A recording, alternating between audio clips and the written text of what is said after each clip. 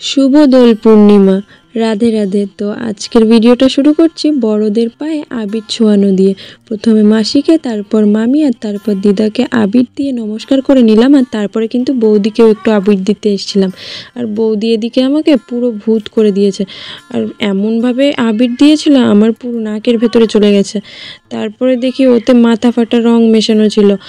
আমার আসলে রং মাখলে শ্বাস নিতে কষ্ট হয়, কিন্তু আবিরে কোনো প্রবলেম হয় না। যাই হোক, তারপরে কিন্তু চলে আসলাম বাজারে। আর বাজার থেকে জরুরি জিনিসপত্র নিয়ে বাড়িতে চলে আসলাম। আর বাড়িতে এসে কিন্তু এই ভাং বানানোর প্রস্তুতি চলছে। আর তারপর এটা হয়ে গেলে কিন্তু সবাই মিলে ভাংটা খেয়ে তারপর যাব হোলি খেলতে। অথচ পিউয়ের তো হোলি খেলা প্রায় হয়ে গেছে, ও একবার হোলি খেলে তারপরে কিন্তু এসছে খেতে। আর এই যে দেখো, প্রথমে মানিক মামাকে দিয়ে দিলাম, আর তারপরে এক এক করে আমি, পিউ, সাথী সবাই খেয়ে নিলাম। আর তারপরে দেখো, সাথী গেছিলো ওদের বাড়িতে আজকে রাতের বেলা অনুষ্ঠান, তাই কড়াই আনতে। আর ভাং খাওয়ার পরে দেখো আশা শুরু হয়ে গেছে। আমি কি পরিমাণ কান্না করেছি সেদিন, সারা দিন কান্না করেছি। আর চোখের জলের টেস্টটা কেমন সেটা আবার দেখছিলাম। এদিকে দেখো সাথী হেসে মরে যাচ্ছে, আর ওদিকে পিউ আর উঠতেই পারছে না, রাস্তায় পড়েছিল। অনেক কষ্ট করে তুলে নিয়েছে, আর আমি শুধু কান্না করছিলাম, আমার কান্নাই বন্ধ হচ্ছে না। কে জানে কোন দুঃখে কান্না করছিলাম। আর এদিকে দেখো অঙ্কিত কিন্তু স্নান করে এসে পাশে বসে আছে। এই ভিডিও ক্লিপটা নেই, তবে হচ্ছে আমি অঙ্কিতকে পুরো ভূত বানিয়ে দিয়েছিলাম স্নান করার পরে। আর সত্যি কথা বলতে আমরা সেদিন পুরো পাগলই হয়ে গেছিলাম। আমরা বুঝতে পারিনি যে ফার্স্ট টাইম ভাং খেলে এরকম হবে। আসলে আমি আগেরবার হোলিতেও ভাং খেয়েছিলাম, তবে এরকম প্রবলেম কখনোই হয়নি, মানে একদম অতিরিক্ত চড়ে গেছিলো।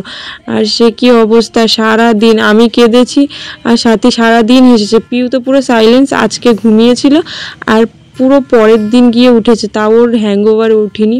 তারপরে দেখো আমি থেকে থেকে কেমন যেন শোক চলছিল আমার, আমি কোথায় চলে যাচ্ছি কে জানে। আর আমি এমন করে সাথীকে রং দিয়েছি, সাথীও ঠিক সেম আমাকে কোথায় কোথায়, এমন কোনো জায়গা নেই যেখানেও রং লাগাইনি।